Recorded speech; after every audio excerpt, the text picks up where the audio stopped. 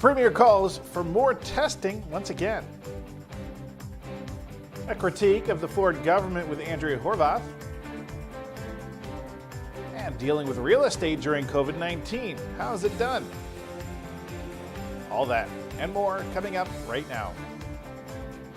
Welcome to Cogeco News for May the 25th. I'm James Bowler with what's happening in your community.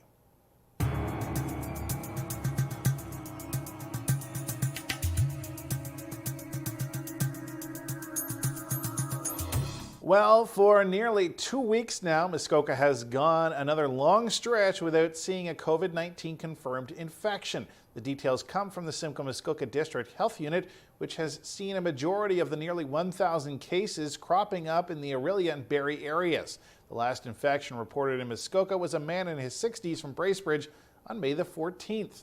We'll be following up with the Simcoe Muskoka District Health Unit tomorrow during the twice-weekly media conference with Dr. Charles Gardner. Now, speaking of confirmed cases, Premier Doug Ford recently made a sweeping statement on how testing in the province will happen moving forward. The best defense right now is to ramp up testing. We've been laser focused on it. We've built up capacity in our hospitals. We've established 129 assessment centers around the province. And next week, we'll release a detailed testing strategy. We'll be targeting various sectors and hotspots across the province, and we need your help.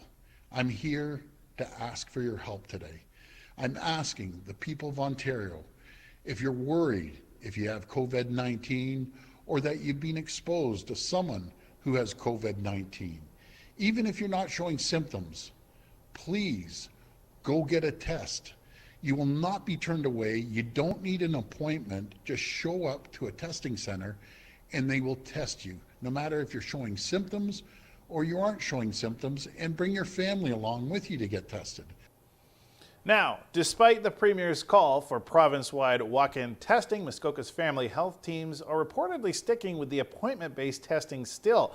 A representative with the organizations told Your TV Muskoka they have no plans yet to move to accept walk-ins at either the Bracebridge or Huntsville testing sites. Testing is available same day when appointments are called in, according to the health team's representative.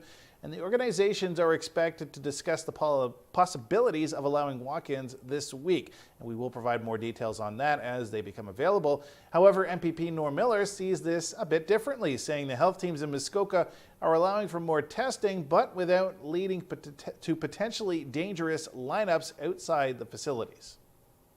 I think certainly the goal is to try to ramp up testing and make it so that anyone who wants to get a test that feels either they've been in contact with someone with COVID-19 or has symptoms or perhaps is even asymptomatic but would like a test, that test should be available. So locally, certainly when I spoke with the Algonquin Health team representative that looks after the COVID-19 assessment centers in Huntsville and Bracebridge, they said that a call, the big difference is you don't need a referral from a doctor or from the public health unit. They just call them and make arrangements. I think they probably don't want people lining up that might have COVID-19 and perhaps might not be socially distancing. But basically, it's just make a phone call and let them know you're coming, and then you should be able to get a test. It can be asymptomatic as well, and there should be no problem in getting a test. So that's what's happening with testing in Muskoka, but what about Parry Sound? Well, stick around after the break. I'll tell you more.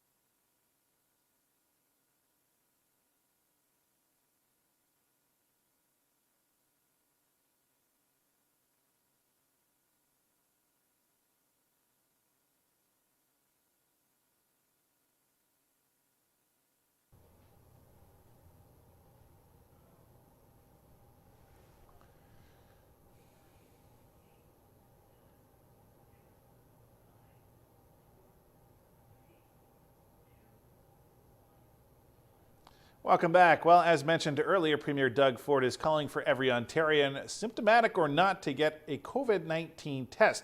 Now, Your TV's Clark Heipel asked for a reaction from the local medical officer of health, Dr. Jim Chirico, on Monday about this call.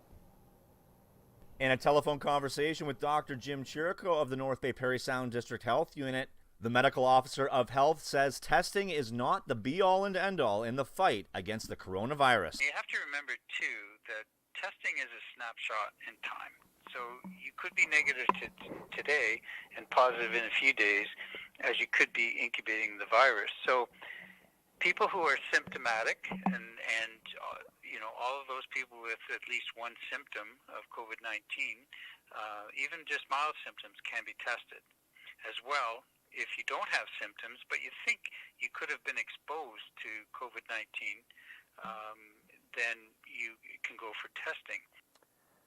What level of testing in terms of numbers could be facilitated in the North Bay Parry Sound District with all the testing clinics put together? Well, it really depends on, how many people do show up. So there are 4 assessment and testing centers within our district. So they have a number of tests that can be performed. And you can either go to one of the assessment and testing centers and or call the health unit ahead of time so we can arrange to make an appointment. And if you decide that you're going to do a walk-in, then it's probably a good idea to call ahead to see if there is a wait to do that. Many of the assessment and testing centers are open 7 days a week. And Doctor, lastly, people in Northern Ontario, for the most part, have been working really hard, and people have made incredible sacrifices to stop the spread. And then on Twitter, we see photos of Trinity Bellwoods Park in Toronto. Thousands of people, it appears, just gathered without any PPE. What is your reaction, having been immersed in this for the past several months? It really is disappointing, and we've got to be so careful that we don't repeat that up here. Because so many people were gathering, we know that there's community spread. They've just significantly increased the likelihood that they could become ill with COVID-19 and spread it to others. And because the incubation period is about 14 days, anywhere in between, we will, it really increases the risk that you're going to get more cases. And that's what we really need to try to avoid up here. And we really hope that, I know people have sacrificed, but you can still go out and do what you need to do that's important for you, for your mental health and for your physical health. However, you still need to physical distance. You can't be doing what they did in Toronto. Much more with the medical officer of health on Tuesday's edition of Cogeco News. Let's send it back to Greg at the news desk. Well, we've heard a lot about what the Ford government is doing, but the question is, how is the Ford government doing? Well, we've got more details on that question when we come back.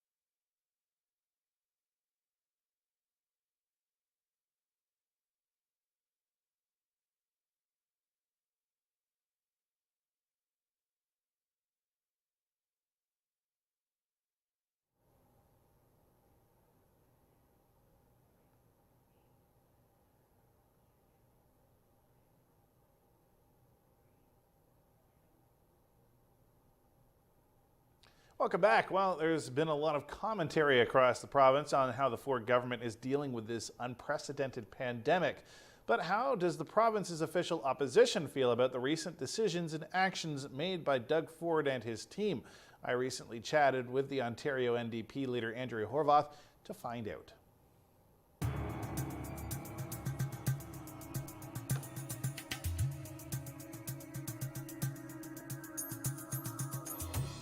You know, there's so many things I do want to ask you. We have a limited amount of time, and some of the things I do want to talk about is, how the Ford government has been doing during this pandemic from the opposition's point of view. There's been quite a few different announcements. There's quite a few different movements happening. Overall, I just want to start out with asking you, what's your general feeling of this government's handling of the COVID-19 pandemic?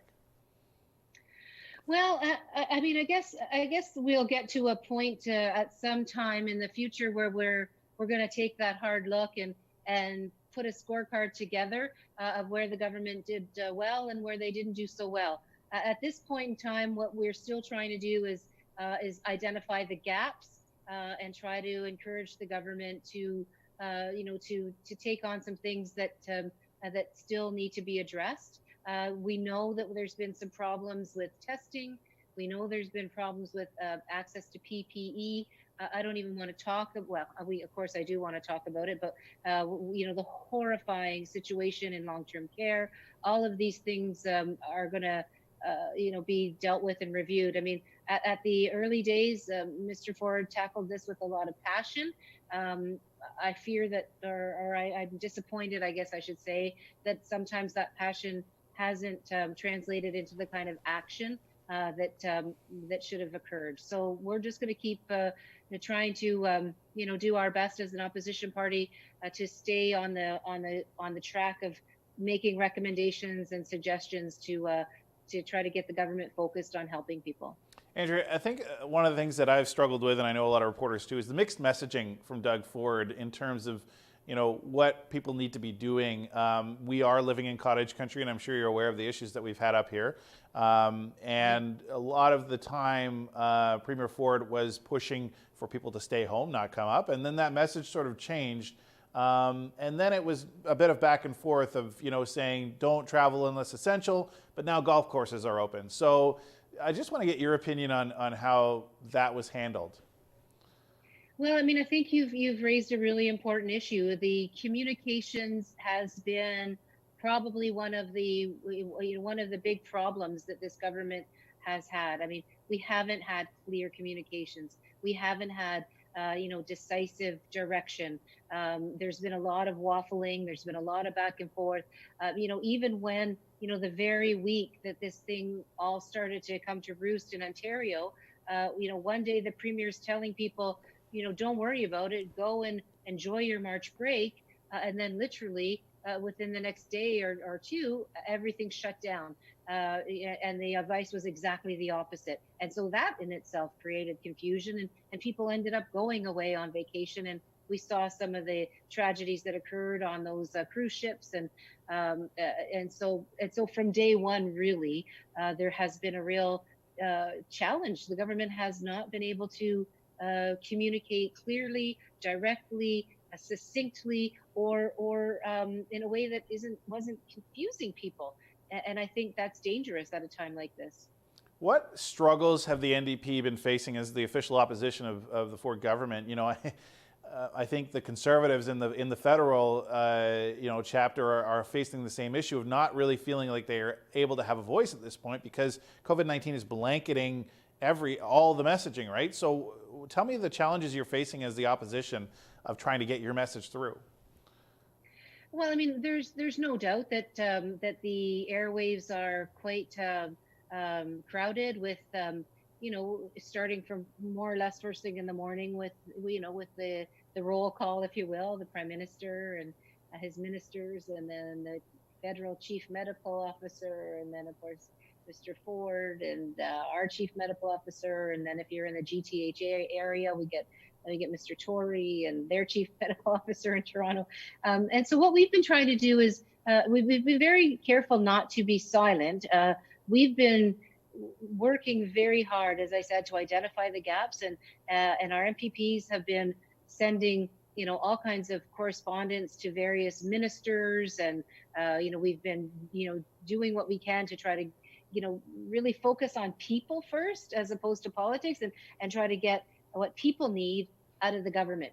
And that's been our focus. But in terms of the media, it's been for me quite an interesting time. I have a whole new respect for the work that you folks do. I mean, I've always respected the work you do, but I have to say I've become my own makeup person and my own hair person, my own camera person, my own like set director, my own producer, because everything I'm doing is kind of online and through Zoom and through all these different apps and platforms. But that's not a bad thing, because what those things have done is helped me and my team to connect with the Ontarians in a different way. And so although the kind of quote unquote mainstream media has been pretty crowded, we've been working really hard. We've been doing digital kitchen table discussions and roundtable conversations, and we've been doing digital town halls and telephone town halls, and we've been connecting with Ontarians in a different way.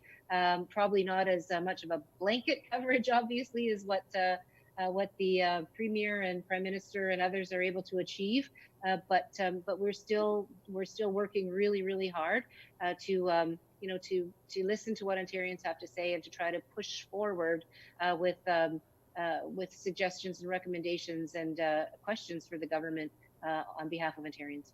Well, and it seems like the messages that you are trying to put out are sometimes punching through. Like, for example, we just chatted about Lisa Gretzky from the Niagara region talking about social assistance, and we had that conversation with her a few weeks ago here on the news program. So using social media tends to be the best option, and it is still working for you guys as well, it looks like. Yeah, no, it's been great. So I've been doing this myself, but all of our MPPs have doing that as well, and have been doing that as well. And we have 40 MPPs around the province, literally in every region of the province and every type of community. We have MPPs that represent rural Ontario, urban Ontario, northern, southwestern, eastern Ontario, central Ontario. We have MPPs everywhere, and so they're able to do this kind of connecting in their own communities as well. And so although we're not getting as I said, the same kind of reach, I think in some ways we're connecting more on almost on a grassroots level, if you will, with a lot of Ontarians around the province. And stay tuned tomorrow to hear the NDP leader's thoughts on recent decisions made on education and the Ford government's move to shut down an inquiry into long-term care homes. We are taking another break, but when we come back, a look at how the real estate market has been affected by COVID-19.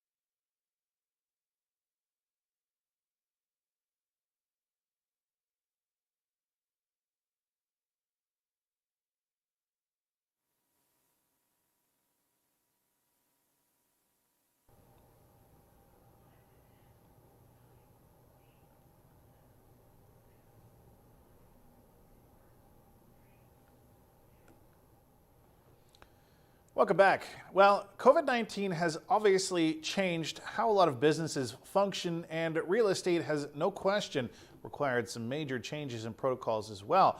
But as Kim O'Grady, a Muskoka broker with Chestnut Park Real Estate, tells us, business is still booming. Today we're at 1486 Bay Lake Road in Emsdale, and it's on Bay Lake. I'm going to start from the road and then work our way to the waterfront, because that's really why you're here, right? So a lot of what we're doing now is virtual. So whether it's FaceTime or Zoom, the seller, the owner actually takes us through the home. We're able to see it, and in that way we can then basically do our listing presentation that way. Same thing with, with buyers. It's a sort of a similar process in that I often like to have a FaceTime or a Zoom chat, so to actually see them and start building that relationship. And in that sense, then we really find out, have you been pre-approved, which I mean has always been important, but is so important. And this is a little aside, but to make sure that you're pre-approved based on COVID times, not pre-COVID, because things have changed, and lenders are obviously getting very particular, and will check your employment literally up until day before closing. So that's really important. So making sure that buyers are pre-approved, that they understand the property. This is what I would turn into a laundry room slash mudroom. Have a closet in here, a washer and dryer. Be easy to vent it out, and there's a bathroom right above us, so plumbing would be easily accessible. A lot of the cottage market are coming from the GTA, so instead of them making the trip up and wasting time and obviously putting, the safety is always number one, so we really want to make sure that this is the right property. So I would come out, do a FaceTime tour. Sometimes it's not always in the cottage, but sometimes it's out to make sure that they are interested. And if they still want to see it, then we make an appointment. And all of the brokerages in Muskoka, we all have the COVID forms that we require both the agent and the buyers to sign. And sellers as well have a form that they sign. So it's definitely added more paperwork, but it's necessary. We want to make sure that people are serious and being safe about things. We are not seeing a dip at all, in fact, and that goes for both residential and waterfront. We've actually seen an increase in average sale price even in April when we had obviously fewer sales, so there were fewer transactions, fewer listings hitting the market, but what was selling was actually selling for close to list and in some cases above. With the pushback with what normally would be listed in March is they're now coming onto the market. I think people, as we're all sort of settling in to this new way of living and the protocols are in place, their comfort level is, I would say, better than it was a month and a half ago or even a month ago. So this is your view.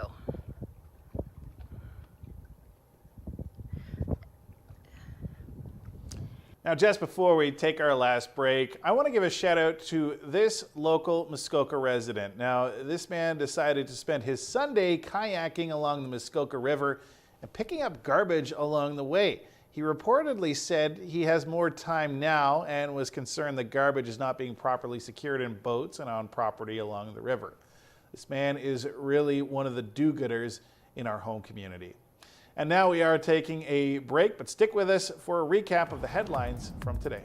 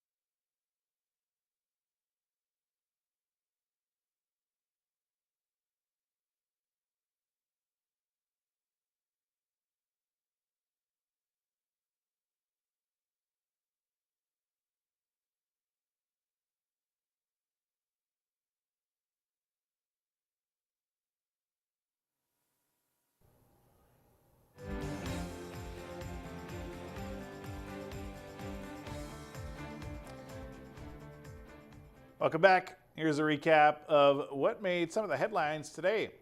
Now, testing should be done province-wide for anyone that wants it. That's the message from Premier Doug Ford, who says if you want to be tested, just walk up to an assessment center and get it. Although, that's not exactly the story in Muskoka, where testing is still being accepted on an appointment basis. MPP Norm Miller says this is more to avoid potentially dangerous lineups outside assessment centers, and you should be able to get tested with or without symptoms. And NDP leader Andrea Horvath says there will be a major dissemination of the Ford government's dealings with the pandemic. Once we get back to normalcy, you can check more on that interview tomorrow. That's Cogeco News. For more information on the program, head over to yourtv.tv or connect with us on social media by searching Your TV Muskoka. Catch us live at 5. And from everyone here at Cogeco News, thanks for watching. Have a good night.